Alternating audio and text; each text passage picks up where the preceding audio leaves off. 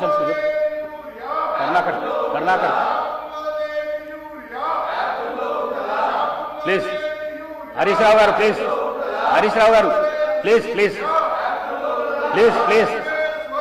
హరీష్ రావు గారు ఇది మంచి ప్రాక్టీస్ కాదు ప్లీజ్ మీరు సీనియర్ శాసనసభ్యులు ఈ విధంగా చేసడం మంచి పద్ధతి కాదు ఇది మంచి ప్రాక్టీస్ కాదు